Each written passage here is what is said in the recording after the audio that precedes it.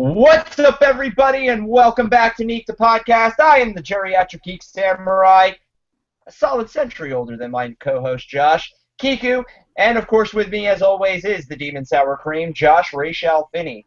We're joined tonight by our Neek Anime F-Bomb co-host and retro and modern gaming co-host, Elijah Senpai Steele. I have a lot of words to say nightly. And of course, our brother from another mother, from the Nerd Overdrive podcast, Ray Osorio, and we're talking E3 predictions.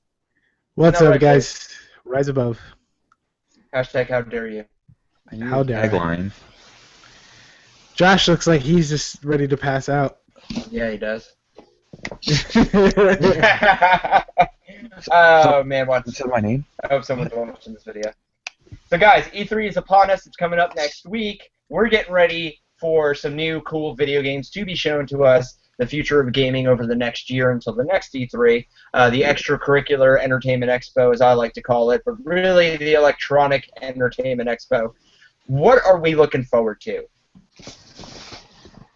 Games. Lots of games. Probably some hardware with probably whatever Microsoft has up their sleeve with Scorpio, whatever Neo is supposed to be. The rumors are saying that they're supposed to be shown at E3.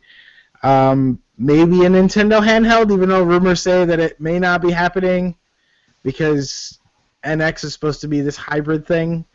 And then for me, being a master racer, looking at more hardware from both NVIDIA and AMD, go Team Green because I'm NVIDIA all the way. Probably some Steam boxes, and I want to see what Hideo Kojima's project is. Hopefully we see something about that. And Last Guardian has to come out this year. I'm saying it because they cannot afford. It's 0 hour for Last Guardian. Don't spoil my predictions. So, Scorpio and Neo are definitely getting shown this year.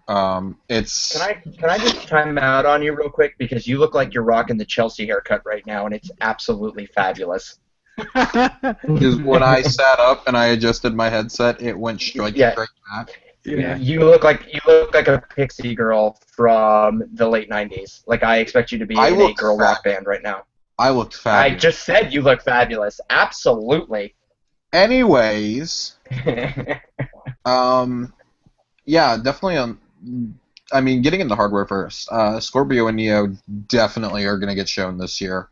Obviously, Neo is all but confirmed to be coming out with PSVR this fall. I would be really shocked to not see a big emphasis on PSVR at Sony's conference, but I'm not sure. Well, I guess I shouldn't say a big emphasis. I think that'll be a big emphasis on the show floor. It's kind of hard to demo that at a press conference. As we saw last year and the PlayStation Experience. Yeah, I think they'll have they'll have obviously a video reel showing, what'll be coming, some of the experiences that'll be enhanced with VR or something, or like made better with Neo and VR and things like that. Mm-hmm. Other ones, Scorpio. I think Scorpio personally is going to be the more intriguing one because this is kind of the make it or break it moment for Microsoft, at least in terms of Xbox One, because this is going to kind of be the moment to determine. This is going to signify their shift this year really into the Xbox becoming more of a Steam box style machine, like Ray and I have really been talking about since Gamescom last year, that they're going to become more focused on the software aspect, which is good. They're trying to play to their strength now. They realize they're losing on the hardware front. Play to your strengths. You have a good UI. When you redesigned it, you realized it. You're doing the Windows 10 integration. It's a smart move. You've effectively now with Windows 10, you've got Xbox on every one of those PCs. You've got the Xbox app there. You can now communicate if. I've got friends who play on Windows 10 regularly. I got buddies who play XCOM who I can be in a party with them while I'm playing on my Xbox. And, I'm sitting here playing something like Fallout 4, and I'm able to sit there and be in a party with them and chat. And they're hanging out on their PC or something, or playing something really casual there, or I'm streaming something on my Xbox. I'm watching something on Twitch. And it's really cool. I really dig that. I'm really liking that. I think they've got at most one more generation of an actual traditional Xbox box. I've been voicing my belief for a while now that eventually they're just going to be making software that I wouldn't be surprised to see in another generation or two. Sony be still making PlayStation and Microsoft be making the software. I wouldn't be shocked. Let these companies play to their strengths. I am really intrigued to see what Scorpio is. We've heard so many rumors come out, especially in the last 2 or 3 weeks. I know Ray's been laughing about some of them. Ray and Lee have been laughing about a lot of those because they're just so ridiculous. Oh man, like the Polaris UI update with Windows 10 is going to make the current Xbox run 4K. No, it's not going to upscale to 4K. Teraflops. And there's no way the Scorpio at the current price point, even at $599, that's going to run 4K. No. I'm sorry. While I would love for these systems to run 4K, it's going to be really, really hard for them to run native 4K to output at that. I mean, my PC that I just built, I put $1,300 into roughly or so, and it doesn't even run 4K natively. Right. I mean, you can do streaming video to it at that because, my little Apple TV has the Ultra 4K that streams to it. I mean, I'm sitting here watching Bloodline in 4K, and my God, is it beautiful. Streaming is no problem, but the thing is, output like upgrading resolution to 4K for games, no. Yeah. No. Native resolution for 4K, no.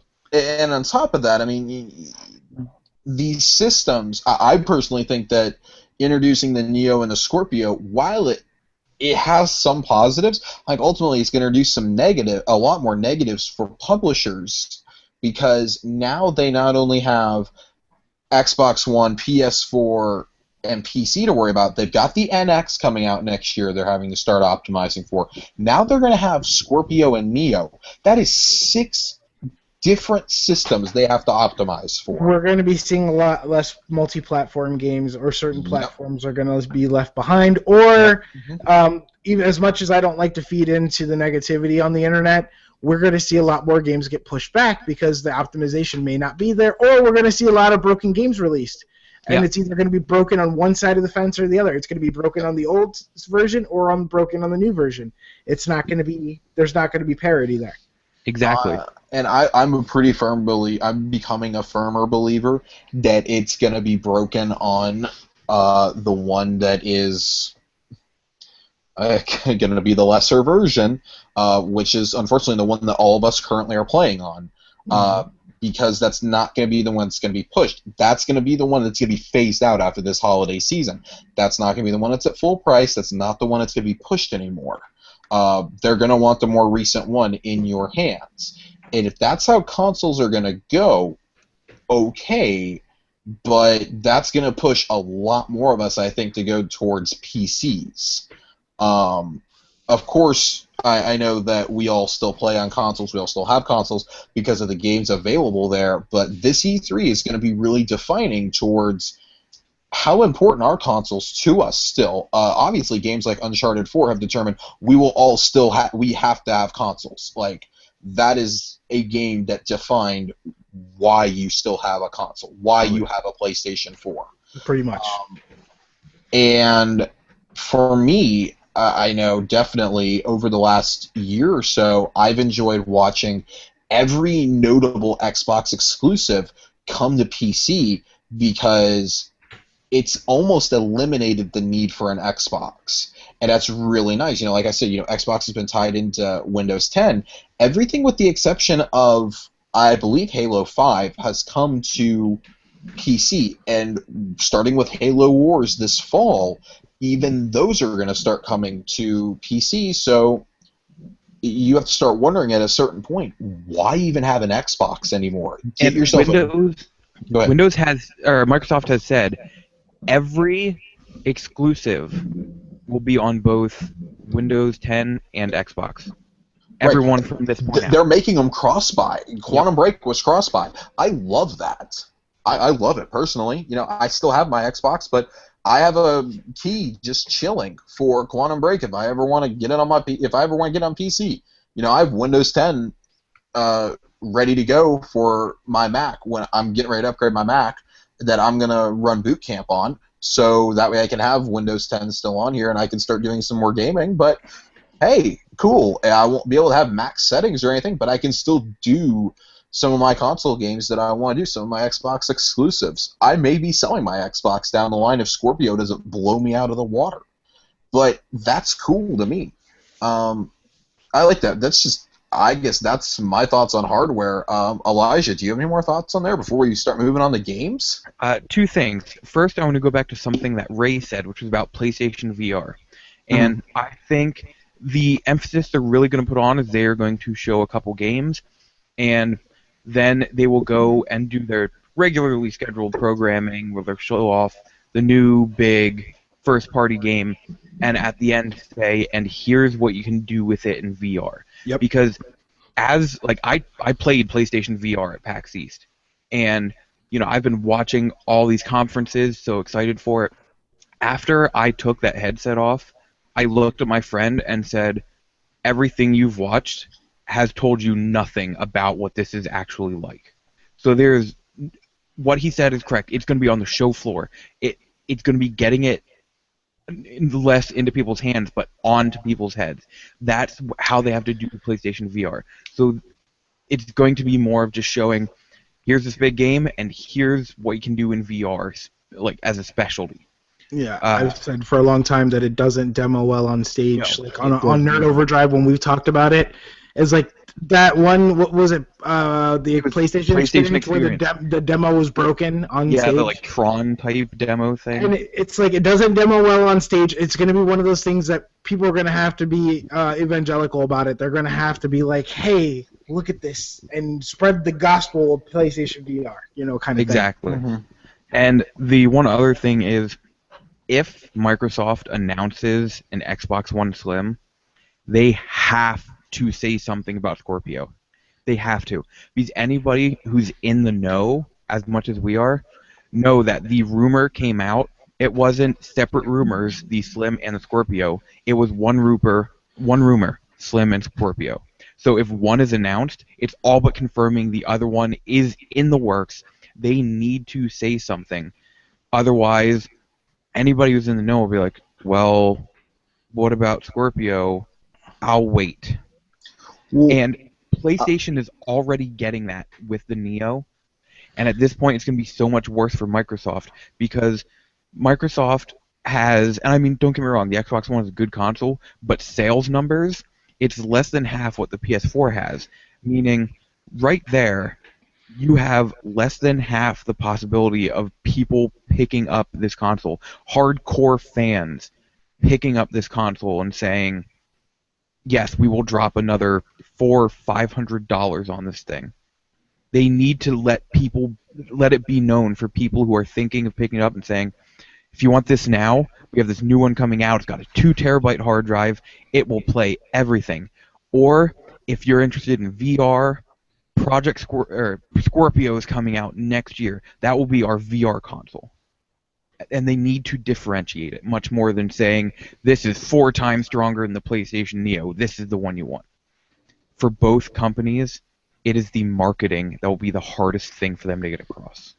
Right, and that's the one thing that Sony's gotten absolutely right this generation after completely bungling it with the PlayStation 3. Oh, yeah. Because PlayStation 2 sold at an astronomical rate that we didn't see repeated until this gen. The PlayStation 4 selling at a rate that even the PlayStation 2 didn't sell at. Exactly. And that's why, you know, Xbox One isn't a failure, but from a sales standpoint, it's doing pretty damn bad. Yeah. It's almost like if you're looking at the final numbers from the PS2 era, how the original Xbox and the GameCube stacked up against the PS2. Like, none of those consoles were bad at all, but PS2 was where you played. That's where you wanted to be at, even though all 3 of them had great exclusives and were worth picking up. Like, here, you know, Wii U and Xbox and PS4, they have good exclusives, but, I mean, let's be honest, PS4 is that's where developers are going this gen, Yeah. whereas last gen it was 360 is where they were going. You know. And it's getting to the point where everybody you know has a PS4. So when you're thinking, do I want an Xbox One or do I want a PS4? You're going to go with the one all your friends have so you can play Right. online with them. And it's only Right. going to get worse for Xbox on that front. We see that in the nation, in the Phoenix Overdrive Nation, like everyone, whenever we talk games or whoever's playing what or whatever, it's just like everyone's like, oh, I got a PS4, I got a PS4, and then there's a few stragglers like, oh, I'm playing on Xbox. It's like, and then we'll see somebody else, hey, I play on Xbox. It's like, hey, you, and you. This guy plays on Xbox. Go friend him so you guys can play together because everyone else is playing on PlayStation 4. You know, well, even I switched on PC. Yeah. Well, even I switched because I mean, other than Josh and a few of the members from the Kill Battalion, our good friends Jim, Alex, and Dan, there was really nobody to play with, and a lot of the cooler exclusives and even some of the cross-platform games were playing better on the PlayStation 4. So I switched over, and I actually got rid of my Xbox because there's nothing coming out in the next year that I'm like, oh, I gotta have that on the Xbox. Yeah, No, and absolutely. Like we were saying, everything that's coming out on the Xbox is coming out on PC now, except for maybe a few indies that will be Xbox exclusive. Like, I don't know if Cuphead will be coming out on... Yeah, Cuphead and Below are the only two indies that I don't think they are, because I'm pretty sure Cappy Games and whoever's developing Cuphead developed those exclusively on Xbox. Yeah, I think they said those are Xbox exclusive. So, which, I mean, that's cool because those are two pretty big gets. Oh yeah. But I mean, those are going to go multi-platform eventually. Yeah. So it's just a matter of waiting it out. It's, you know, but like Ray and I were saying, you know, post Gamescom last year, the decision to bring the Xbox UI into Windows that's the best decision they've made in the last 5 years. I mean, that's what's going to keep them alive. And I mean, it's not for them. They've realized they've already lost the hardware fight this gen, but you know they're going to keep their games alive because I mean, there's no Sunset Overdrive is a great game. You know, Quantum Break is a fun game. Forza is a good franchise. You know, those are good franchises, but you can't argue with the greatness of the PlayStation 4 right now. There's no way. There's absolutely no way. Now, I'm an Xbox apologist, but even, you know, Kiku and Ray will tell you, you know, I've played so much on my PS4 this year. Like, my Xbox gets turned on for Netflix and to use my Apple TV, which is plugged into it. At this point, and I'll play Halo 5 occasionally with my old group of friends. That's about it. But my Xbox is my movie player now. And see, that's what it was for me. Yeah, and it was in my living room. Yeah, and it was in my living room, and it was just literally when I moved into this new house, we might have turned it on a total of 6 times, like total 6 times. Otherwise, the PlayStation 4 is in my bedroom, and I wanted to be on it. Like, I wanted to play games on it. As Josh knows, me and Ray were playing Dark Souls 3. We even got the Division on PlayStation 4 because we were like... All of us did. All three of us did. Yeah, all of us did. I mean, even Nick did. So it's, you know, with these you know, quote unquote new consoles and whatnot, I'm not really that interested in the Xbox stuff unless they're going to be bringing something else to the table. The Neo, I mean, okay, it's more powerful, but again, it depends on what they're going to do with the software, right? Like, if the software is a little more broken because of the original PlayStation 4, it's possible I would upgrade the PlayStation 4. The Xbox, unless it's end of the generation like I did with the PlayStation 2, I had played everything I could possibly want to play on the PlayStation 2, and then I bought an Xbox, and I played all the exclusives and all the stuff I had missed out on because I still wanted a game. I would do that again. Like, I would go re-pick up an Xbox One, end of the life cycle when they're like $150, and go back and play stuff, unless this E3, which I don't think, as we're getting into games now, I don't think Microsoft is going to announce a system seller this E3. And actually, personally, I even doubt that they're going to show Scalebound at all. They might show another trailer, but after what they did, what was it, at Gamescom, Josh? where they brought out the Platinum Games, and they showed it 10% complete, and everybody railed on it. Even the creator railed against going out there because he's like, I didn't want to show that. It looks like shit. He was basically like, I was told to go on stage like 20 minutes beforehand and show what we had. And, with Microsoft, they have Gears of War, but, I mean, is Gears really going to be a system seller anymore? No. I mean, to the current generation? Gears of War without Marcus Phoenix, I mean, there are going to be hardcore fans that are going to pick that game up, for sure, right? So, I will say this about Gears. As somebody who's never liked Gears, I have not seen this positive a reception to a Gears game since Gears 2. Gears 4 looks good. Yeah, there's a lot of people who I've known as traditionally as people who have been super against Gears and even first-person shooters in general, who are like, this actually looks like it's going to be really fun. Like, my curiosity has even peaked a little bit, and I think Gears is pretty crappy. So, I don't know. I do think they will show Scalebound purely because it is it's a spring game next year. I think they show it. Yeah, they have to show it. Yeah. If nothing else, if they don't show it, I mean, it's very possible because they've been putting a bigger emphasis on Gamescom. They may save it for their big Gamescom game, but I don't know if they will. It's possible they could. I guess we're talking Microsoft predictions right now. Yeah. So Gears 4, sure. I'll go ahead and say Scalebound gets saved for Gamescom. I'll go ahead and say that. Gears 4. I think if anything, 3. you get trailer. You get trailer at E3. I don't even think you get trailer. I think it's sizzle reel, something showing it, even if it's a sizzle reel. Nope. I think you get an official explanation the morning of, like you did last year. Okay. I agree with that. You get Gears 4 campaign demo. Campaign demo for Gears 4, and they're going to do a little bit of multiplayer, obviously. Forza Horizon 3, Cuphead. I think Cuphead gets get release date or either like a release now because Cuphead I thought was supposed to be out right now. Yeah, it needs it. If they show it again without giving a release date, that's going to be bad. Because this is going to be the third year. That's bad on that studio. Yeah. Yeah.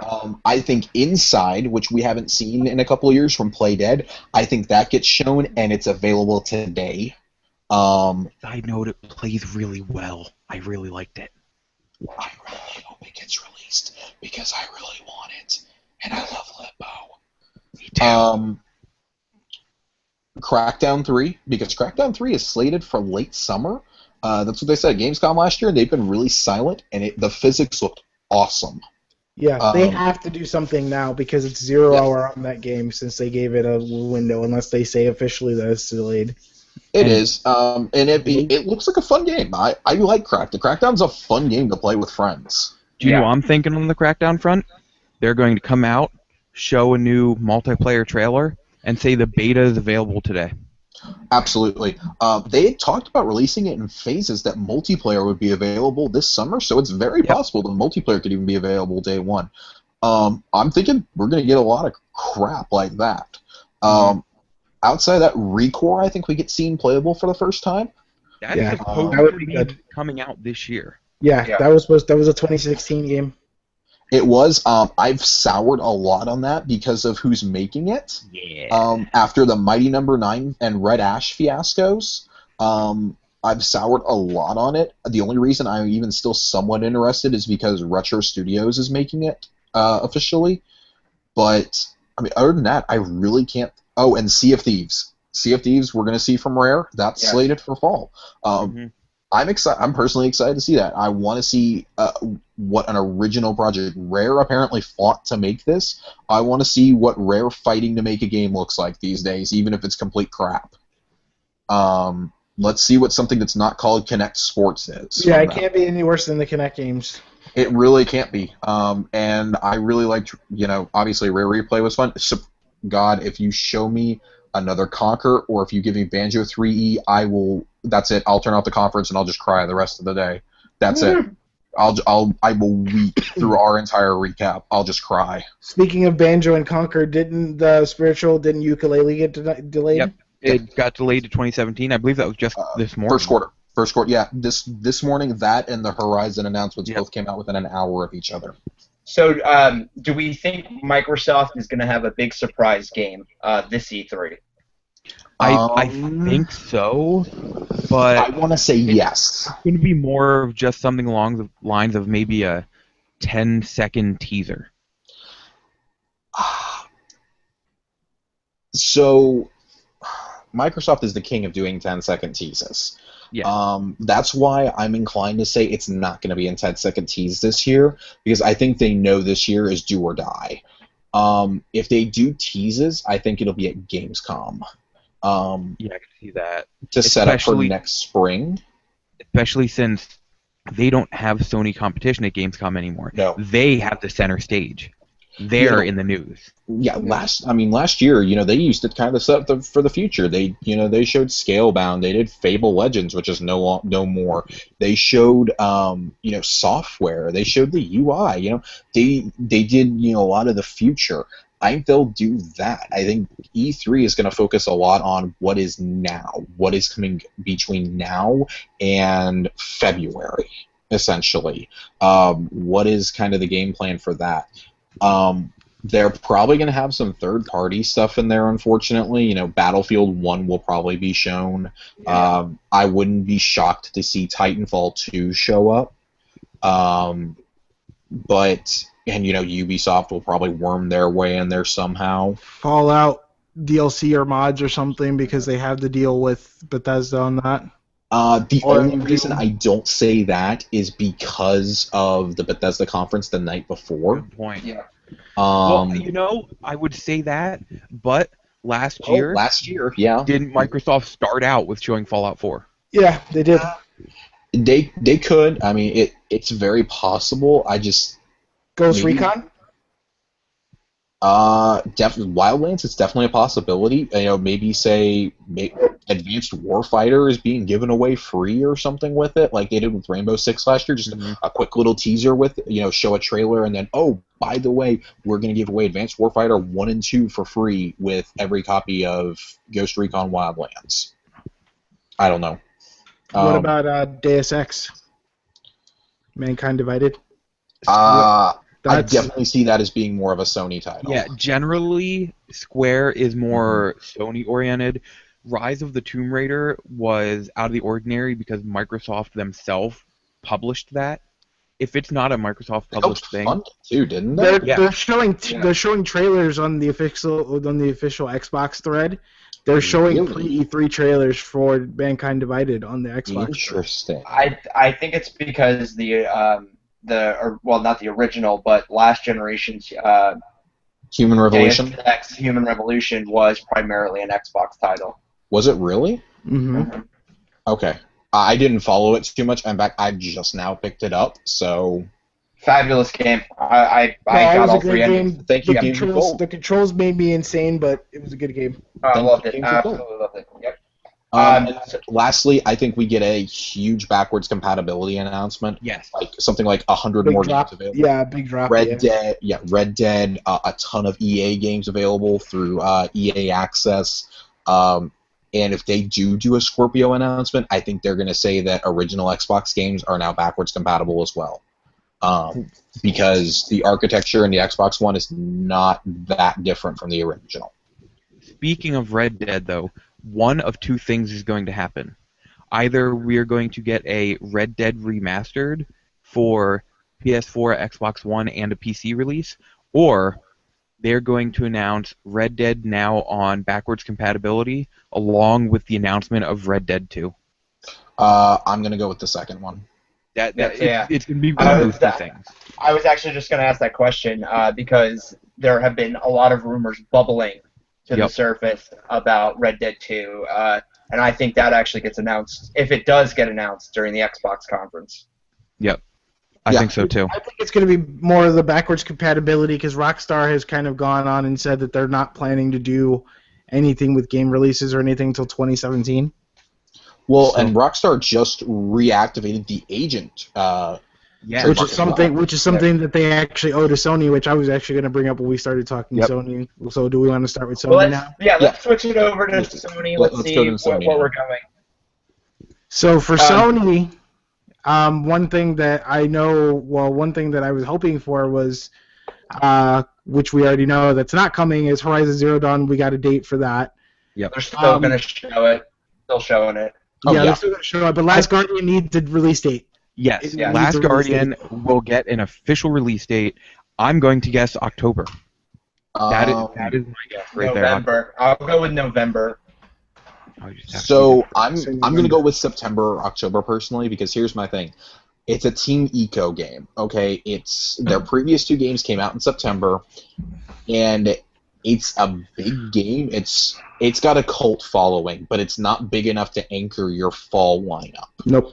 But it's just big enough to get those outside of the know interested. Go ahead. Hold on. Let me say why I think it's going to be in November for closer to a holiday release. Because I don't think Team Ico wants to go up against Final Fantasy 15.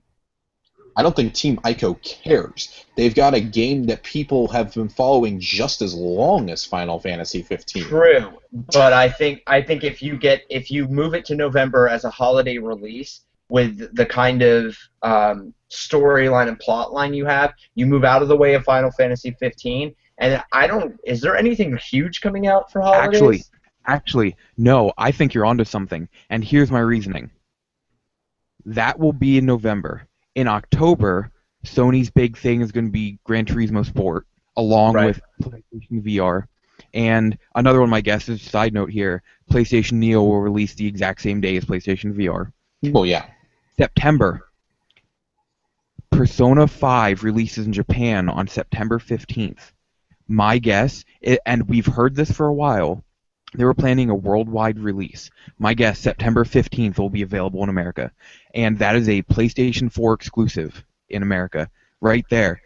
September, October, November are the big Sony games. Yeah, that's a good spread out. So I think you're right with November on Last Guardian. I mean, I think we'll probably see, you have August with No Man's Sky. Mm-hmm. Right. Then we have September with, with Persona 5, and then I'm thinking we may see God of War somewhere in there because we know they're working on it. I think God of War is October. I think that's the Neo release game. That'd be a good release game. Yeah. I mean, and then they've been pushing Call of Duty because Call of Duty is now on the Sony side. That's early November. We'll probably see like one of those dev diary things for Hideo Kojima probably because he was with the film crew going around trying to find his engine for his game or whatever. Right. And he just released another picture of the mascot this morning. Yes, he did. And then, not to go back to the bane of my existence, Destiny, but they have another expansion planned, and the Destiny 2 reveal will probably happen. And then, of course, you guys mentioned the Rockstar re-upping the trademark on Agent, which is still owed to Sony as a Sony exclusive from Rockstar from that contract that they had. So, Sony could always come and surprise us. I mean, we know that Sucker Punch is working on games. We know that Sony Bend Studios is working on games. Whatever XDev has, probably from indies. Coming our way, Studio Santa Monica probably will be there in some way, shape, or fashion. Now, one other thing to look at quick is there's a game that all but got completely announced today when they announced a countdown in 42 hours for it. Watch Dogs 2. Yeah, they gave an announcement of an announcement. That was funny. Yeah, but does that get shown at the Sony conference, or does that get shown at Ubisoft? It will get shown at Ubisoft, but Ubisoft has always had a very strong connection with Sony. I mean, yes, they did the giving out. Did they? Yeah, they gave out the Rainbow Six Vegas games, but before that, everything has been Sony connected. Watch Dogs, you got Sony stuff. Every Assassin's Creed for the past 5 years, you got Sony exclusive missions. I honestly don't think. I think if they show anything of Watch Dogs 2 at the Sony conference, it's going to be a sizzle reel. I think they've got way too much stuff in the pipe. for them to focus on a cross-platform game at their conference? Normally, I would say yes, but We've seen it before with Assassin's Creed at the Sony conferences, though. Here's my concern. At this point in the gen, Sony's got too many contracts locked down, I think, with Call of Duty and with Destiny to be concerned with getting any other third parties in there, because those are already going to take up enough time at their conference. I don't think that they're going to bother. Sony doesn't like to have third-party presences unless it's their first time with the console. You know, the first time the PS4 was at E3, we saw a lot of third parties at that conference. You know, even last year was kind of heavy on it. I don't think this year we're going to see a lot of it. Like a lot of that was due to contracts that they had made, and now they're like, okay, we're at a place where we don't need it anymore. We're good. Like, all of our studios are ready to show things. I think Ben comes out and shows it. Don't forget, Media Molecule still has Dreams. What about Project Kara or Detroit from Quantic Dream? Yeah, Quantic Dream still has Detroit to show. Sony's got more than enough things to show, and, you know, of course they're not going to show Vita, because rest in peace. Vita has games, damn it. Do not say that ever again. I think the three third parties that you do see there are what Josh named. You see Destiny, you're going to see Call of Duty, and you're going to see Final Fantasy 15. And I really think that's like it. Maybe one more, you know, but I think those are the three that Sony is going to focus on as third party on their system. And talking about how last year they had more third party, it's because, and thinking about this, they didn't have too many first-party games last year. Now, they have all these first-party games announced, and they're going to be like, all right, we're going to show you a little more. Here's the official release date. And well, that's what I just said. Yeah. They have, you know, I completely agree now. They have all this stuff that they didn't have last year. They were riding on Battlefront and Call of Duty. The key is, you know, when we say showing these games, like, you're right. We have to get release dates, because it's great. You know, Sony wants to show all these games. We got to get more than just sizzle reels and, you know, get hype building. I want to see actual gameplay from these games. I want to get firm release dates. I'll settle for seeing little to no gameplay and just get some release dates for these games, and, you know, let some of the footage come out and some of the gameplay come out on daily shows on the PlayStation blog during the show. You know, if you need to do that, or you need to get some of this stuff out beforehand, like the Horizon release date coming out, fine. You're eliminating some of that right there from your show. You're getting some of that out right away. You're getting out ahead of it, which is, you know, Microsoft has done that before in the past. You know, they've gotten some of their announcements out and ahead of time. They did that with the Halo 5 reveal a few years ago. You know, they saved a little bit of time. Go ahead and use some of that. Get some of your release dates out there now. Let us know you have a firm plan, because right now, we know you have all these games. Looking at it at what we know at this present time, firm release dates right now, there aren't many for this fall. No. I need to know some concrete release dates, not just, oh, we're targeting fourth quarter, we're targeting fall, we're targeting spring next year. No, I want to know some concrete release dates, because I'm really hyped right now. I'm hyped for Detroit. I'm not big on Gran Turismo or Dreams or any of that, but, you know, I want The Last Guardian. If The Last Guardian were to come out the same week as Final Fantasy, I'd buy The Last Guardian first, honestly, at this point. Nope, not blasphemy. I'd buy it first because I love Team Eco. I'd buy their game first. I would also buy it first, because they haven't let me down down for that game since forever. Yep, they haven't let me down, unlike Square Enix. I would buy both of them because I have the Ultimate Edition on pre-order, and I'm not letting that go. Hey, Elijah, do me a favor, choke to death. Thank you. Do we think that there is going to be a big surprise game from Sony? Last of Us teaser. Last of Us 2. Yeah. Oh, that's The Last of Us 2 is a given that it's going to be teased. And okay, so all they need to do is show the logo, because that will spark so much. Okay, well, what are they going to do? They're going to do this, going to do this. That's all they need to do, and everyone will talk amongst themselves. That's all they're going to do, because, like we reported on the show, you know, Ashley Johnson is doing mocap right now. Yeah. So besides the big secret that everybody knows, do we think there's going to be something else that Sony drops that people are going to be shocked by? Whatever game Bend is working on. Yes. The only other thing I could think of is the official reveal that Sucker Punch is working on a Spider-Man game. That would have to be cross-platform, man. No, because there's actually a deal. There's actually looking to put a deal in place for Sony to have an exclusive Spider-Man game for only Sony's platform. Really? It's actually I think it's kind of dumb because Spider-Man games sell crazy numbers. Here's the thing. Numbers. So Sony has the movie rights, okay? Mm-hmm. And obviously Sony Computer Entertainment and Sony Film Studios are two completely different things, okay? First off, the film studios are in shambles, and Computer Entertainment are actually the only thing doing anything right at Sony. Yeah. But Disney's made a deal with them in the past. You know, they made the special deals with Infinity. You know, they made some deals with Infinity and, you know, the Battlefront deals last year. So it's not outside the realm of possibility, but it seems, and I'm not saying this just as somebody who, you know, would kind of want to see it multi-platform, but I think it's really stupid from a financial perspective. You don't put Spider-Man on one platform. You put him on every platform because you want to make tens of millions of dollars. You want to sell millions of copies. It's a Spider-Man game. Does anyone remember the last good Spider-Man game we got? Spider-Man I do. 2. Spider-Man 2. It was called Ultimate Spider-Man. It was decent. It was called Ultimate Spider-Man, and it was on the GameCube and PS2.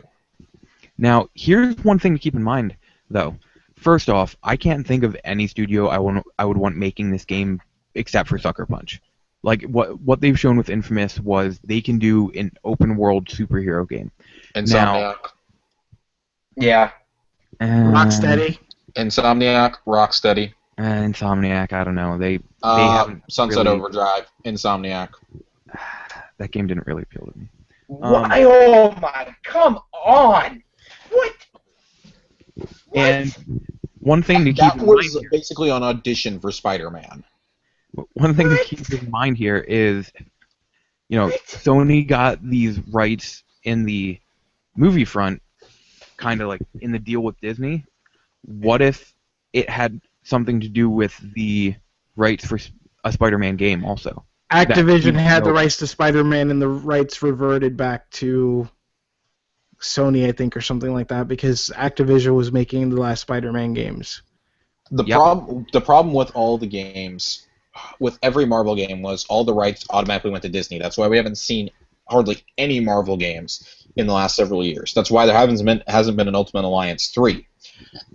And that's why we've only gotten crappy Disney Infinity.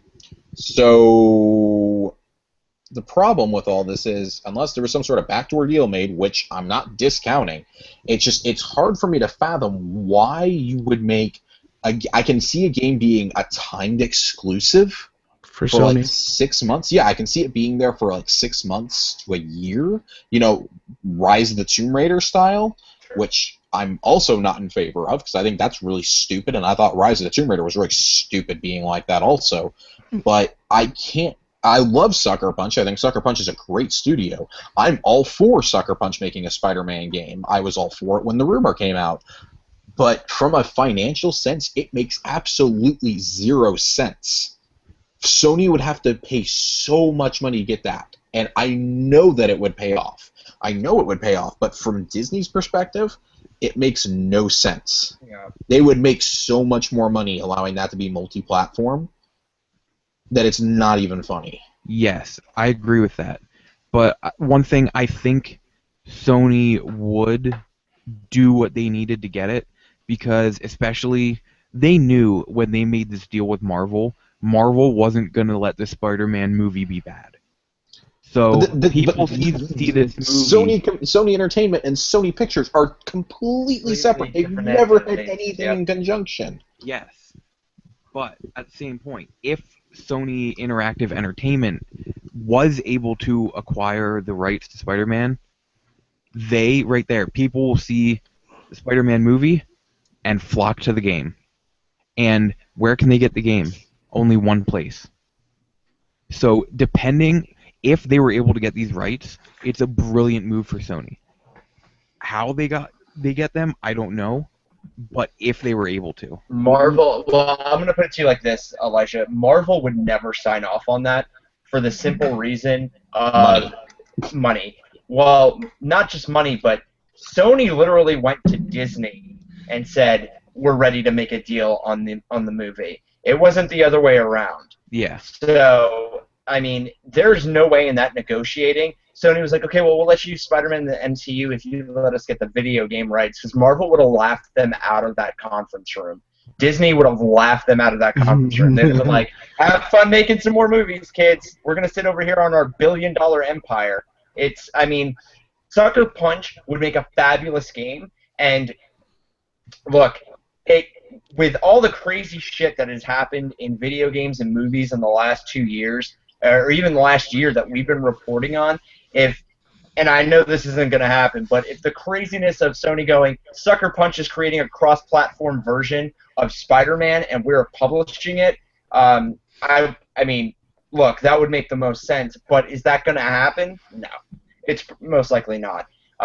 So, I mean, as much as people want that, and yeah, Sony would want to capitalize on that, there is no way Marvel is going to be like, yeah, that's fine, you can cut the amount of money we're going to make in literal half, almost.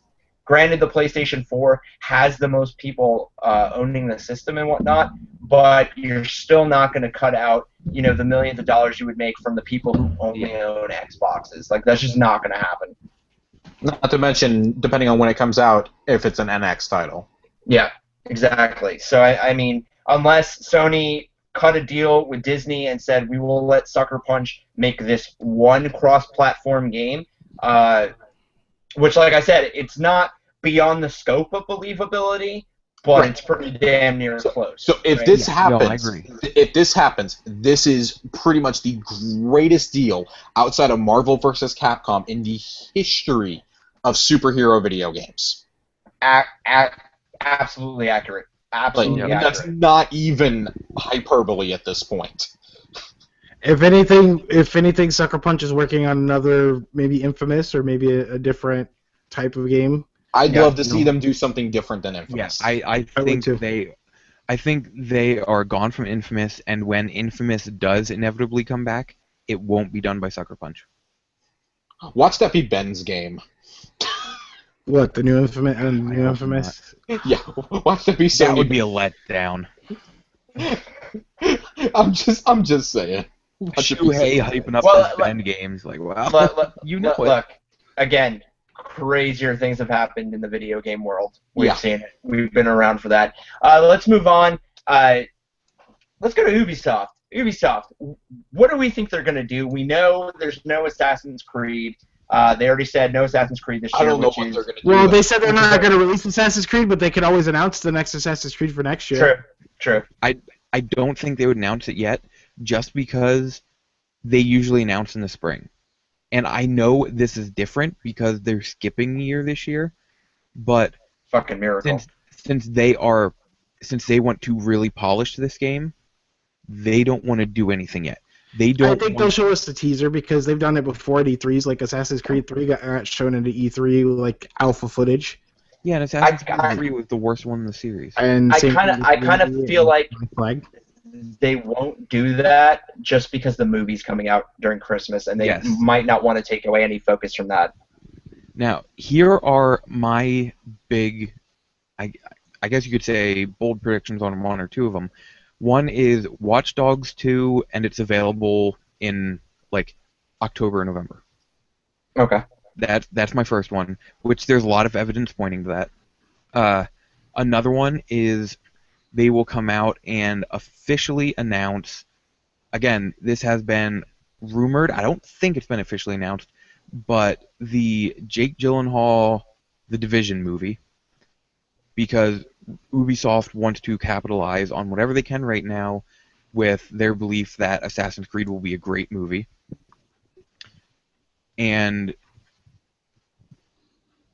really, those are the only two that come to mind when I think of Ubisoft. I think what will happen is they'll announce the big first paid part of content for the Division's like DLC, and they'll tie the movie announcement into that, and they'll be like, hey, by the way, season pass holders, or you can pick this up this day the first blah blah blah incursion. This is paid deal because the first 2 incursions on the division so far have been free.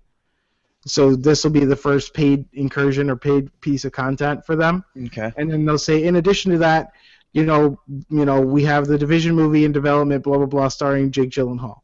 They'll tie those 2 together. The only thing I want from the movie announcement is I want to see a scene where Jake Gyllenhaal walks up to like a lieutenant or a colonel in that little militia and whatnot, and goes, "All right, I'm ready to go out with you guys." And they go, "No, you're too low level of a person. The guys we're going to fight are too high level. You can't play with us." I want to see him try to get a gun, and he doesn't have enough Dark Zone credits. Yeah. Or he's like, "Sorry guys, can't build a bathroom because I didn't get enough medical wing points. Sorry." And then somebody inevitably gets upset because all the sanitation workers are depicted as big fat men with giant flamethrowers. Yes, I want the sanitation department of New York to boycott the movie because it displays them as fat psychopaths. Yeah, but some actual serious predictions. Some firm release dates for Ghost Recon Wildlands. Yeah, I could see that. And because I'm actually really looking forward to that. I really like Ghost Recon a lot, and I believe this is open world. I do believe. You can interact with NPCs and stuff. I'm really looking forward to this. It's 4-player co-op. This is definitely... It's a fall game. I mean, it's the collector's edition start for pre-order and everything. This is definitely one of my most anticipated right now. I won't be playing Call of Duty or Battlefield or any of that. I'll be playing this. This is my shooter this fall. This and Titanfall. So I'm really excited for it right now. Please don't let me down, Ghost Recon. You haven't failed me. I love both the Advanced Warfighter games. Advanced Warfighter 1 is what made me buy an Xbox 360. I saw that at E3 2005, and I said, okay, I saw that, and I saw Elder Scrolls Oblivion, and I said, that's it. I have to go out. And I went out that day, and I ordered my Xbox 360. And I bought it on launch day to have and sit around for 5 months until those 2 games came out. When I saw the Wildlands footage last year, I got that same feeling last year, this is why I have an Xbox One, this is why I have a PS4. That's a game I will be playing with you. Yeah, I'm very, very excited for this game. It's been a while since I got that excited about an actual first-person shooter, so I'm really pumped up about it. And the fact that the experience doesn't really change, unlike Division. If you don't play with your friends, you still get to command your squad. That's really exciting to me. I just love the Ghost Recon games in general. The other game I'm really hoping to get announced, kind of as a stealth announcement, is a reboot of Splinter Cell. I was hoping you were going to say that, especially after you said stealth announcement. I really I miss Splinter Cell. I grew up with Splinter Cell.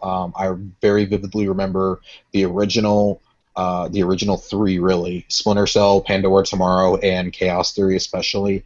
I remember Spies vs. Mercs. I remember that. That was a lot of fun. I remember when the series went downhill with Double Agent and with Blacklist, or whatever it was.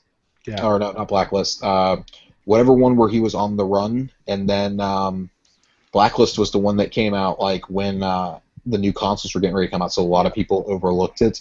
The series really kind of went downhill after Chaos Theory. I want to return to its former glory. There was a movie announced a long time ago with Tom Hardy as Sam Fisher. Yep. And he recently talked about it, saying he was still committed to doing it. So, maybe they talk about that. Maybe even tie that into it.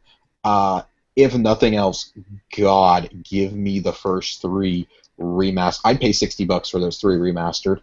Just give me those 3. If you're not going to give me a new Splinter Cell, I'll pay for those 3. Those 3 original games. If they do a new Splinter Cell, then I want Michael Ironside back as the voice of Sam Fisher. Yes. Yep.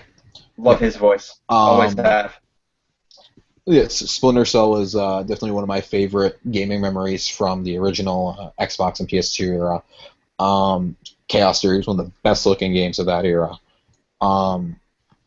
So that would really that would make the Ubisoft conference really special for me if we got a Splinter Cell announcement. I would overlook the fact that they're doing Watch Dogs 2 if they did that. Do you think we're gonna get another Far Cry, considering they've been releasing Far Cries like every year now?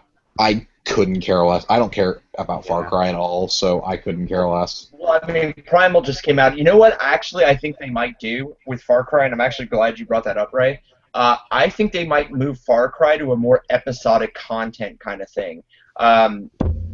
They had a lot of Primal is more like an episodic kind of game, even though That's what it feels like. Yeah, and I think with the amount of people who bought Blood Dragon and enjoyed the shit out of that, DLC. What do you call it? I really think that they move Far Cry to an episodic thing where each episode has a different theme to it, and they can go as crazy or as serious as they want. I mean, the game has become kind of tongue-in-cheek anyway. With Far Cry 3 and Far Cry 4, there's always been a little bit of a lunacy to it. Not as much as like Saints Row or anything, but I can see Far Cry going episodic, like a yearly release, digital download kind of thing that will make a lot of money because they're good games. I'd love for it to go full Saints Row, like just embrace the ridiculousness. I don't think they'll ever go full Saints Row. Yeah. I mean, I think we have. Go ahead. Well, I was going to say, Far Cry 3 to me is like the pinnacle of Far Cry. And I don't think you drop that, but I think, maybe you release 2 a year, right? One that's kind of more serious and one that's more like Blood Dragon. Or even maybe they announced Blood Dragon 2 because it was so ridiculous and it was so obnoxiously fun that I don't think you just let that go away. The soundtrack to that was amazing. Yeah, it was amazing. Absolutely. I mean, maybe I'm an outlier, but to me, Far Cry 3 was an anomaly. I tried getting into Far Cry 4 twice, and I could not get into Far Cry 4 at all. I didn't think any of them were that good. I hated Far Cry 1. Far Cry 2 was crap. I liked Far Cry 3 was really, really good, and I only played it after people begged me to play it. Blood Dragon is... If you wouldn't have told me it was Far Cry, I wouldn't have believed you if it didn't have the name on it, because it was so ridiculously different. And then Primal just looked stupid from the second I saw it. So if you announce another Far Cry, fine. I'm going to consider it in the same camp as Assassin's Creed. It's a money grab. At this point, I just don't care. I enjoy the Assassin's Creed games, though. I really do. Syndicate was a godsend to me. I enjoyed it thoroughly. I stopped enjoying Assassin's Creed after Brotherhood. Black Flag was different because it was basically Pirates of the Caribbean, the video game, which was awesome. I wanted Johnny Depp to voice a pirate as part of my crew, and I never got that, so I made my own voices up for the characters while the game was on mute. And then I stopped. I did. Yeah. I'm Captain Jack Sparrow. I stopped playing Assassin's Creed really seriously after 2 when they would get away with the whole God aspect and went with aliens seeded the Earth, because as somebody who reads a ton of sci-fi, I've already read that story a million times, and I felt it was a cheap cop-out. I thought they were building up... Ubisoft, of course it was a cheap cop-out. Yeah, I thought they were building up to something really cool with the first Assassin's Creed, and it was finally going to be that first game studio that tackled classic Judeo-Christian myth, and instead they just made it a sci-fi thing. I did wind up picking up Brotherhood and then Revelations and enjoying the shit out of Revelations, but I lost complete interest in that series after that. I was like, I'm done. I think this is as far as you can go. The errors are cool and whatnot, but at the same time, the story's not that interesting to me anymore. But let's move on. We got a couple more studios to cover. Let's go to EA. Other than Mass Effect Andromeda, which hopefully will have a very strong presence there, I think we should really get into their hour and 15-minute lecture about burgling hams, stealing basketballs in NBA Live. Sports ball. If there is a God, they will not make another NBA Live. I mean, NBA Lives have been terrible. They've discounted in no time. NBA 2K16 though is really fun. Truth. And it's free on PS Plus now, so get on that. I think they need to not focus on sports games as much as they have before, just because the people who are huge into these sports games they're not watching it. Aren't watching the conference. Exactly. I mean, we said that last year on our E3 recount. We were like, most of the people watching it were there for Battlefront and Andromeda, and of course they sandwiched those two announcements, or they put them at the end. They sandwiched the sports stuff with them, so we got an hour worth of sports stuff, and then like maybe 5 minutes with Battlefront and Andromeda. like I like I'm not gonna lie, I like playing a little bit of Madden each year, and I like my FIFA. But I like playing those for maybe a week each year, and that's it. I get them out of Redbox, and then I'm done. I go and get them the day they come out, so some bratty 14-year-old can't get them, and they gotta do chores around town. That's why I go and get them, and I do it to spite them. So other than that, I don't go out and spend $60 on these games. I really want to see more of Andromeda. I've the only Mass Effect I've ever finished is number 1. On my list this summer is to go back and do 2 and 3. But I'm looking forward to Andromeda. It's a completely new story, so I might just jump in with that. I really, really, really want Titanfall 2. Like, I cannot underscore how badly I want that. The controls in the first one were so fluid, but the content was just not there. That was the game that when I watched E3 2013, I guess it was, that I was like, oh, yep, I gotta get a next gen console for this. I did not want one until I saw it, and I was like, yep, I'm buying one for this. Just like I was already gonna buy a PS4 for Naughty Dog and for Sucker Punch, and then I saw Microsoft's conference. I was like, yep, I gotta get it for this. Giant mechs, yep, I'm sold. And it's from the creators of Modern Warfare. Yep, I got to get it. And I've never been more let down by a game. Yeah, that was my big disappointment game from the launch of the Xbox One. I was so sad because I looked so forward to that, and after about a week, I was so disappointed. But I hope they've learned from their mistakes. I'm still getting the sequel. Still really looking forward to it. Because that still has some of the best controls of any FPS I've ever played.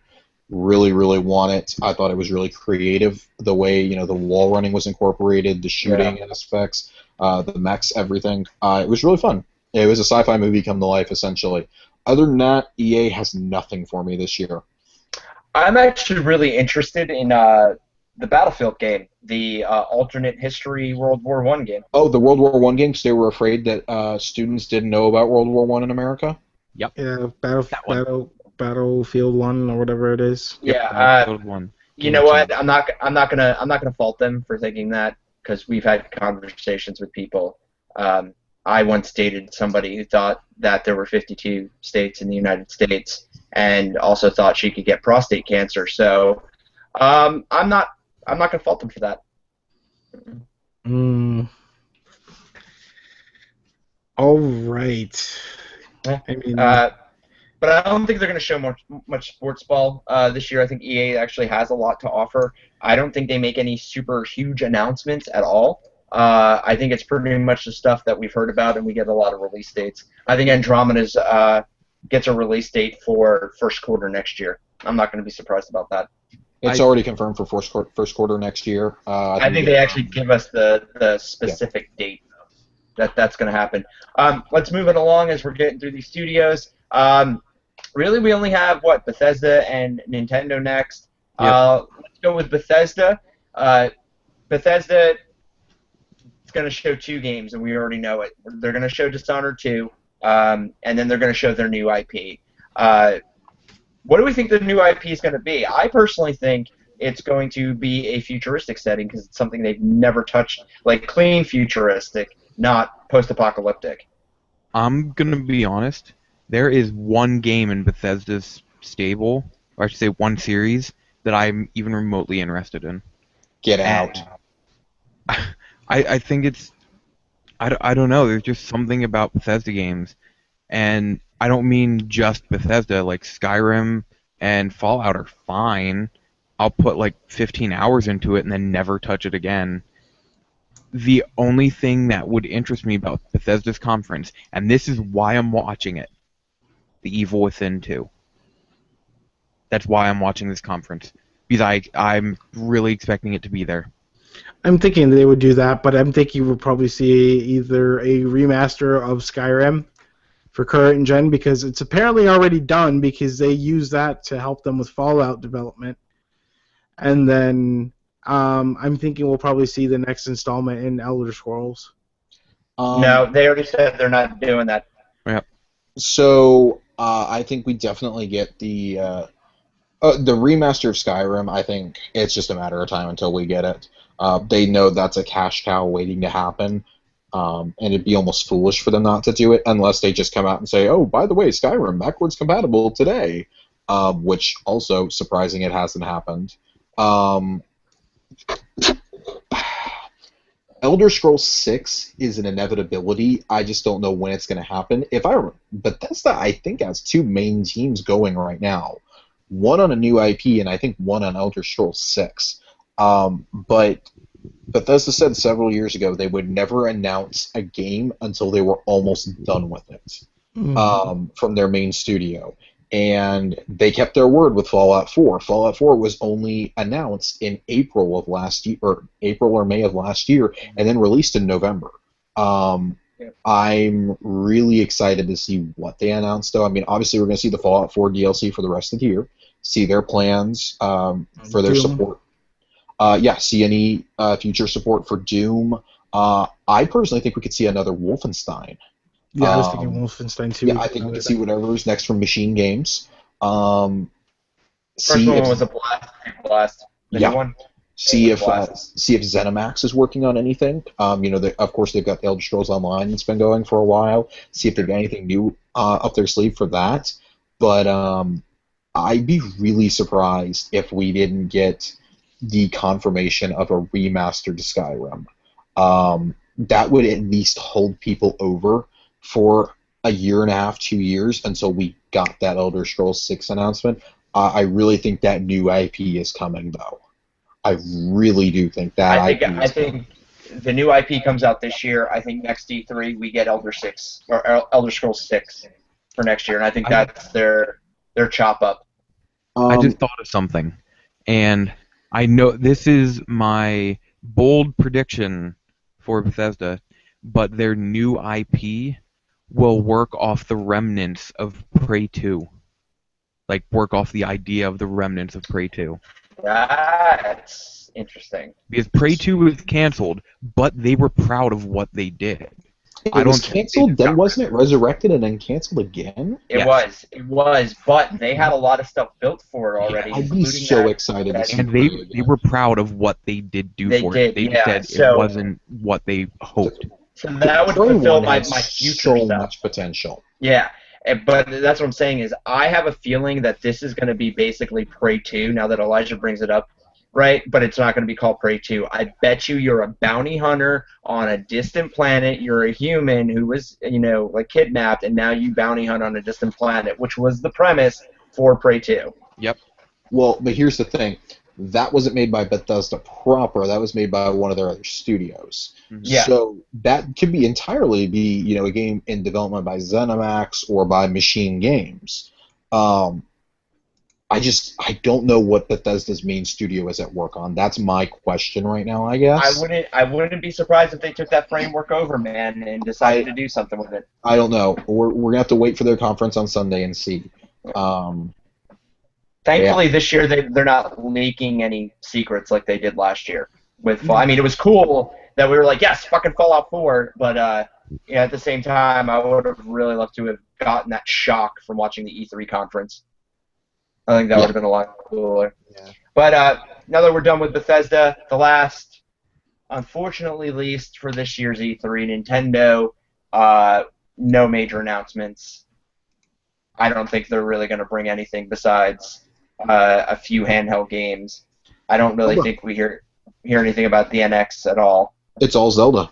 Yeah. And Zelda, we'll probably see some stuff on Pokemon Sun and Moon because that's coming out this year.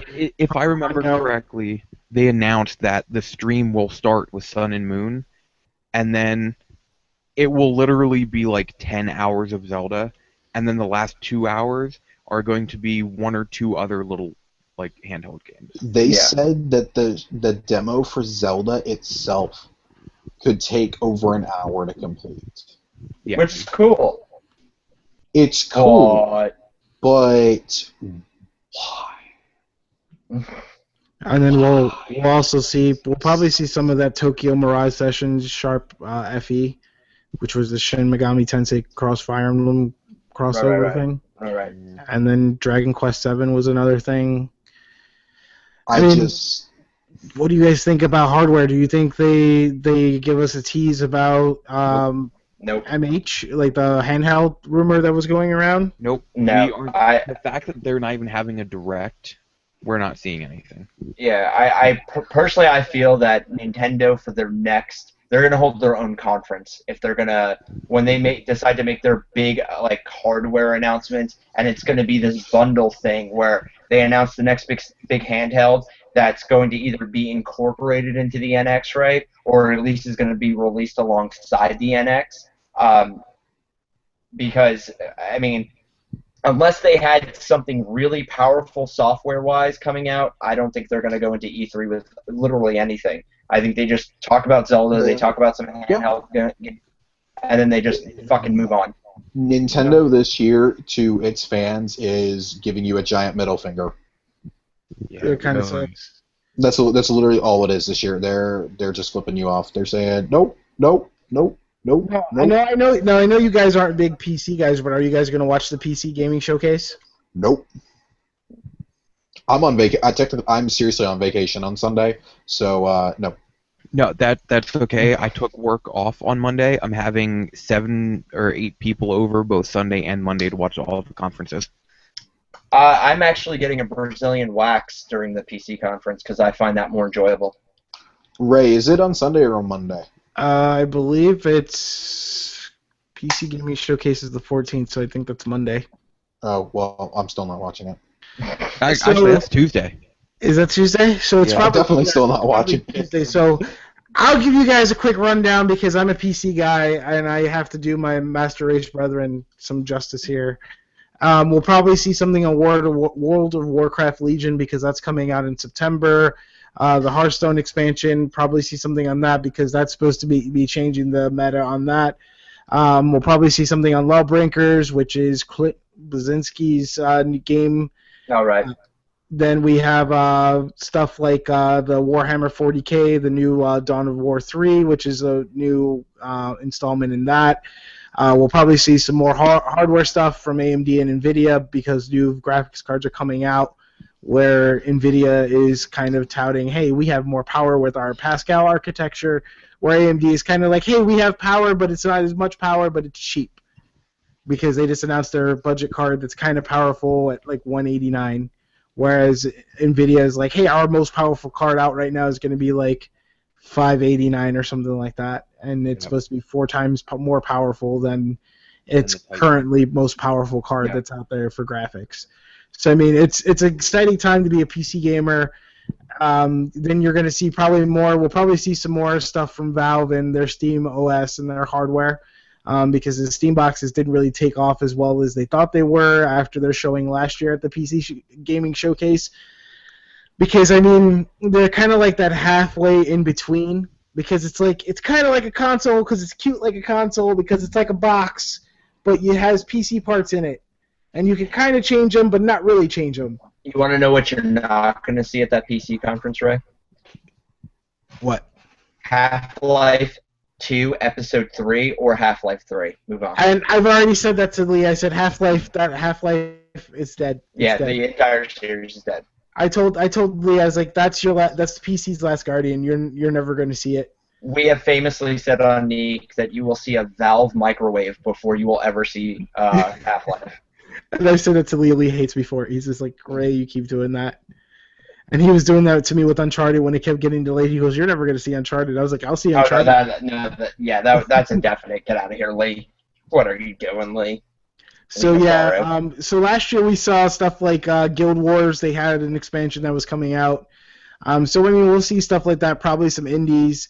Hopefully, I mean, the guy last year is a well-known guy that hosted it. That was well-known in the PC community, but it just didn't hit the right notes because the pacing was off.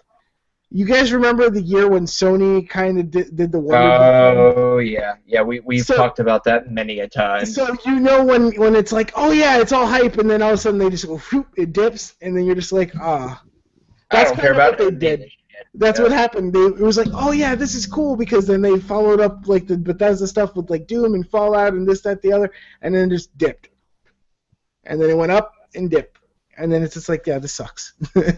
So tune into that, guys. I know us at Nerd Overdrive, we gave our predictions in our most recent episode, so check out episode 45 on that if you want to hear our takes on that and me babble on some more.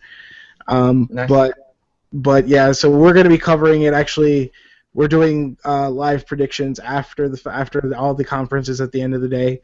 So we're going to have some late nights ahead of us coming up next week.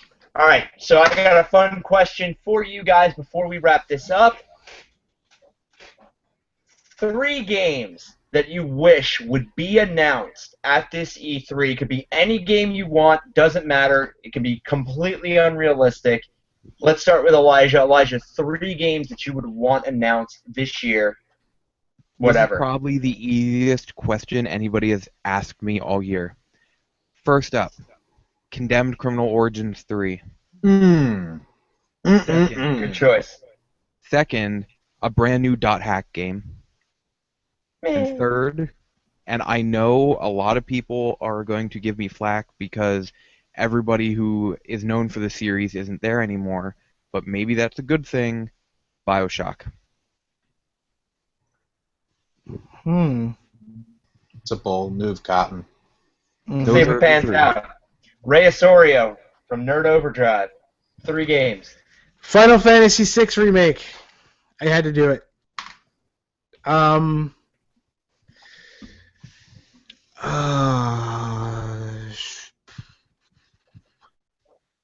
Fantasy VI Remake is one.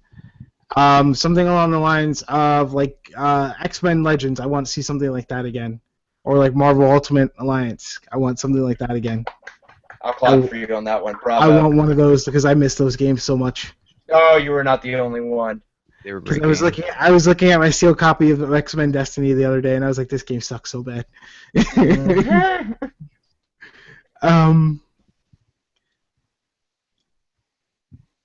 And I think I have to go superhero again. I would have to go for like something like a reimagining of Hulk Ultimate Destruction. Ooh. Nice choice. Because those are fun, brainless. That's all I have time for is like fun, brainless fun that I can pick up, play for a few minutes or maybe an hour or so, and then put it back down. I don't have time for RPGs anymore, even though I love Final Fantasy VI to death. Yeah, absolutely. I can agree with that. Josh, My Demon Sour Cream. 3 games you would want. Could be anything. Harley Quinn. No. Get out. You are banned from ever being on my show again. Hashtag Josh loves Harley Quinn. No, if that ever starts, you are both banned from ever being on here ever again. Sunset Overdrive 2. It's a good game. Sequel to Rise of the Tomb Raider. That was the best game I played last year. My game of the year last year. Yep, my game of the year. And I'm going to go superhero on this one. I want a well-made game where you play as the Flash. Nice. Because that would be so incredibly hard to do. That is very true. If somebody could actually make a well-made game where you play as the Flash, that would be or where you play as Hawkeye. Either one of them would be an insta-buy for me. Everybody knows how much I love Hawkeye on this show. Read Matt Fractions comic. There you go. Dude, remake of Captain America and the Avengers from SNES. Moon Knight. All right, so my turn, right? 3 games. I would want a sequel to Too Human. I need it. I want it. I love it. Must have it. Although Silicon Knights is they're not allowed. Yeah, they're not allowed to make that game anymore. Nope. Yeah, I know. Anymore either. I know. It breaks my heart. Game that I always say whenever somebody asks me if I could have another game, Hunter the Reckoning. Bring that back. Oh man, that game was so awesome. I forgot about that game. Bring that series back. I forget who was it made by Vigil or something like that. Oh man, bring PS2, that series back. Back on like PS2, Xbox, and GameCube. And PS2. Yeah. There was actually 3 games. There was the original, which was only on Xbox, and then there were 2 sequels. Or there was a sequel on the Xbox and the PlayStation 2. They were fabulous games. Best co-op you could ever play in your life. God, I want to go buy a PS2 now and just grab those games and just play them with somebody. And then my third one actually would be a team-up superhero game. And I would want it made by Rocksteady. Daredevil and Punisher. I would want that. Hopefully running around. Yep, running around as Matt Murdock and Frank Castle. John Bernthal and Charlie Cox providing the voices. Voices, yes. Yes, sir. Would love it. Yeah, that would be amazing. That would be truly amazing. And that is my 3 want list. So, guys, thank you for joining us for the E3 predictions. Ray Osorio, tell them where they can find you, man. Give a shout-out. Tell somebody you love them. All right, so I want to give a shout-out to my girlfriend, Melissa, who actually gave up some time tonight for me to be on the show. I want to give a shout-out to my co-hosts, Becky and Lee, on Nerd Overdrive. They support a lot of what we do, and without them we wouldn't be where we are today. But you can check out us on YouTube, youtube.com/Phoenix Overdrive. Like I said, our most recent episode we did our E3 predictions. Find us on SoundCloud, iTunes, Stitcher, Google Play Music by searching for Nerd Overdrive. You can find us on Facebook, facebook.com/groups Phoenix Overdrive Nation. Facebook.com/Phoenix Overdrive. You can tweet at us, PHX_Overdrive, or our podcast at Nerd_Overdrive. We do our Extra Life 24-hour gaming marathon, if you guys are familiar with that. You can find our team page at extra-life.org/team/Phoenix Overdrive 16. And we actually have a raffle going on for the Uncharted Nathan Drake Collection PS4. $2 a ticket gets you a chance to win. You can find that at extra-life.org/participant/PS4 bundle 16. If you do happen to donate, please do not do it anonymously, because we want to make sure you get counted for your donation toward the raffle, so we can call your name on game day when we do it on November 5th. So I want to thank Kiku and Josh for having me on the show tonight. You guys are always great to be with. I love you guys like my brothers. You guys know that. You guys are an extended part of our family, with the Phoenix family, as I call you guys. So thanks again for having me. I have a Phoenix tattoo on my forearm. Did you know that? No, I did not. Okay, so I'm gonna put #Rise Above somewhere, or #Obnoxious Positivity, or even better, #How Dare I. Elijah, other than Anime F-Bomb, give a shout out. Tell people where they can find you. I want to give a shout out to my co-hosts at Retro and Modern Network, who gave me the opportunity to podcast about close to 2 years ago now, and I've loved it ever since then. So all because of them that I'm doing this. You can find us at retroandmodern.net, where you can find all of our videos. Our podcast is available on every podcast service available, including Google Play now, which apparently has a podcast service. And the last shout out I want to give out is to you guys for making me part of the Neek family.